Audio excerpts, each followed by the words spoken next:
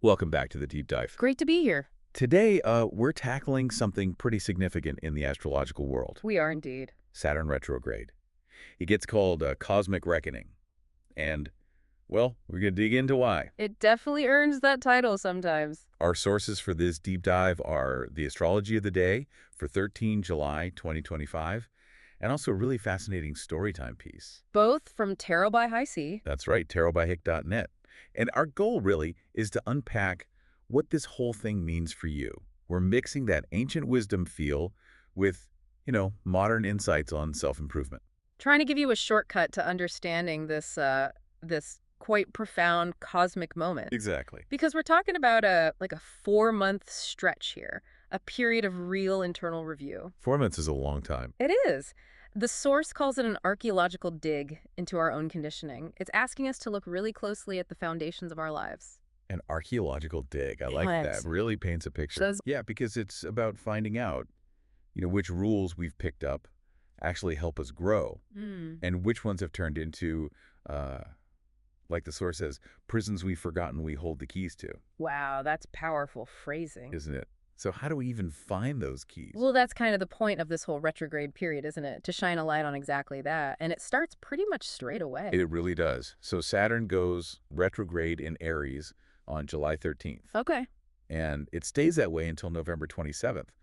But that first day, July 13th, it kind of starts with a jolt. Oh, how so? Well, we've got the moon in Pisces, Yeah. and it's squaring Uranus. Ah, okay. A square, so tension there. Yeah, exactly. It means our emotions, our intuition, they might feel suddenly disrupted by unexpected changes. The source calls it a jolt, reminding that even in the realm of feelings and imagination, change can arrive without warning. Right. So it's not always gentle, this process. Apparently not, right from day one. And that specific alignment on the 13th, the moon square Uranus, it carries a really interesting message, I think. What's that? It's basically saying that sensitivity and disruption aren't opposites. Sometimes, the biggest breakthroughs, the real innovations, they come when we let our intuition kind of shatter those old patterns. Huh.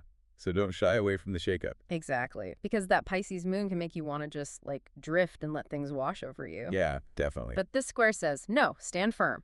Even when things feel unpredictable. It's almost like a little preview of the whole retrograde theme. Okay, so the 13th sets the stage.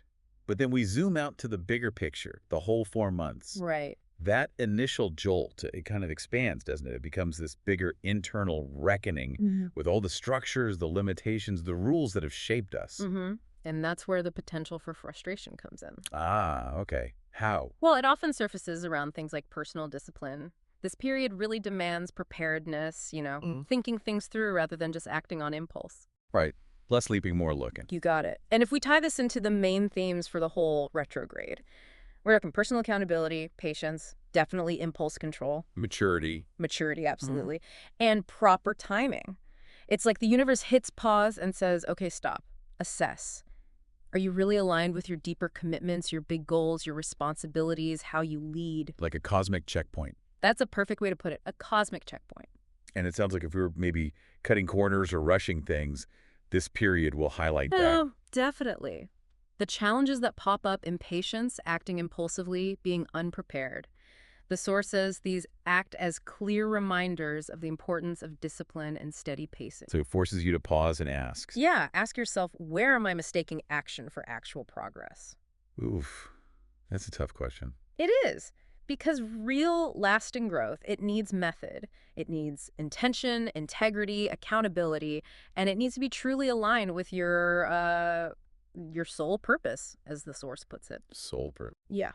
And the warning is pretty clear. Plans that weren't built on solid ground might crack. So weaknesses get exposed. They do. And also, karmic debts related to impulsivity and ego-driven actions may surface. It's a time where we really face the music for past haste, you could say. Wow, karmic debts. That sounds heavy. Does it mean every single delay or setback we hit during these months is like punishment? Not necessarily punishment, no. I think it's more about redirection. Think about that quote from the source. Which one? The one about courage. Courage without consistency is just chaos with a mask on. Ah, yes. That's a good one. Right. So if you hit delays, it's less about being punished and more like a signal. A signal for what? A signal that there's unfinished business. Something needs to be sorted out, shored up, before you can move forward successfully. The universe is basically saying, okay, pause. Rebuild this foundation properly. Give that courage some structure, some consistency, so it's effective, not just chaotic. Okay, that makes sense. It's an opportunity then, not just a roadblock. Precisely. An opportunity to integrate. So the advice then for getting through this, it seems to be about channeling that impulsive energy, if we have it, into something more structured, purposeful action. Exactly. It's about using practicality and discernment. But, and this is important, keeping a balanced perspective. What do you mean by balanced? Well, making sure that being realistic doesn't slide into just being pessimistic, right? Okay. And making sure that being practical doesn't become an excuse to just ignore your feelings or your intuition. It's about bringing it all together.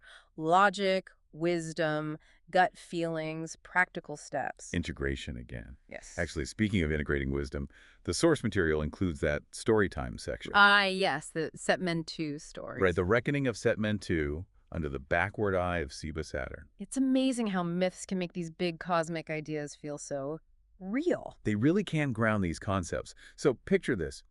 Ancient times, scribes watching the heavens. Okay. And they see Seba-Saturn, that's their name for Saturn, the keeper of time, the judge of foundations, start to move backward in the sky.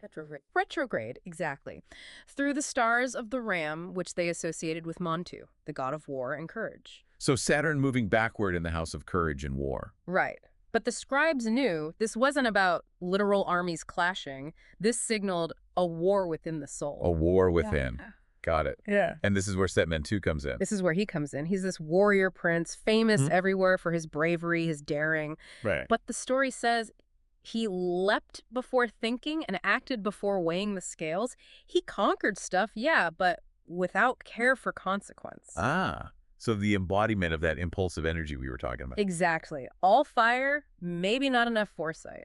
So just as Seba-Saturn starts moving backward, Thoth, the god of wisdom, often shown as an ibis, appears to SET-MENTU. Okay, a divine messenger. And delivers this pretty stark warning. Something like, oh, child of haste, your victories. They've built a palace on shifting sand. Shifting sand, unstable foundations. Precisely.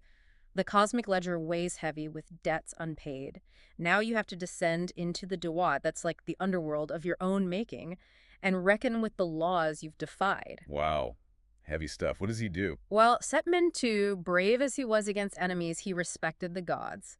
So he descends. He goes down into this vault of forgotten oaths. Sounds ominous. And inside, the walls aren't just stone. They shimmer with images from his past. Oh, wow. Like a movie. Kind of, showing allies betrayed, duties forsaken, impulses obeyed without wisdom. Just facing those images must have been a reckoning itself. I can only imagine. What happens next? At the center of this vault, he finds Sebekra, Who's that? the crocodile lord of unseen consequences. Imagine that, and his scales are there, tipped by the weight of unexamined actions. Yikes. And then the voice of Matmat, she's the goddess of truth, justice, balance, echoes in the vault. So what does she say? She basically repeats that core theme. Courage without wisdom is but chaos wearing a soldier's helm. There's that idea again. Exactly. And she tells him, you must now unearth the bones of your forgotten promises and rebuild your foundation with patience, discipline, and truth. So it's not just about facing the past, it's about actively rebuilding. Actively rebuilding. No. He's stripped of his weapons, his status symbols. He's given just a simple staff. Fizzbolizing. Symbolizing time's steady march, patience.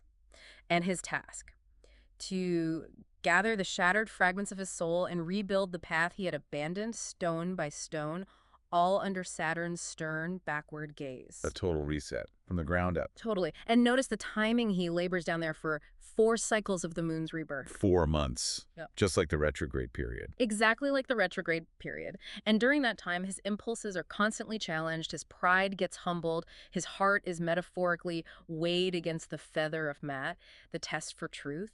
So every choice matters. Every choice is remaking him, remaking his name in the invisible ledger of Mat. It's a fundamental internal overhaul. And the outcome. When Seba-Saturn finally turns direct again, SET-MENTU emerges. But he's changed. How so? He's no longer a man of blind conquest, but a leader tempered by discipline, foresight, and inner alignment. He integrated the lessons. He did the work. He really did. And the scribes, they wrote down the moral of the story. Which was? Under the backward eye of Seba-Saturn in the house of Montu, he who was ruled by impulse became the master of his own spirit. Master of his own spirit. Yeah. And then the final punchline. Thus is the lesson of the retrograde, that one must descend to ascend and build with soul what cannot endure by ego alone. Wow. Descend to ascend. That really sums it up beautifully, doesn't It it? really does capture the essence of it. So bringing this all back home for everyone listening, this Saturn retrograde running from July 13th to November 27th, it's basically a huge, profound invitation. An invitation for personal accountability. And for genuinely rebuilding the foundations of your life where needed. Absolutely. These cosmic checkpoints, like we called them, they're really internal opportunities, aren't they? Yeah. They push us to get our actions aligned with what truly matters, our deeper soul commitments. It's really about self-mastery, not just getting through it, Right? Not just surviving, but using it. using it to grow. And the keys to doing that seem to be patience, discipline, and that willingness to actually look at our past impulses, our past actions. That's how you turn the potential frustration. Into real growth, lasting growth. Exactly. So maybe the final thought for you, the listener, to take away from this deep dive is, what hidden foundations in your life might be ready for a bit of an archaeological dig right now? And what wisdom, what strength might you unearth if you decide it's time to descend, do the work, and rebuild?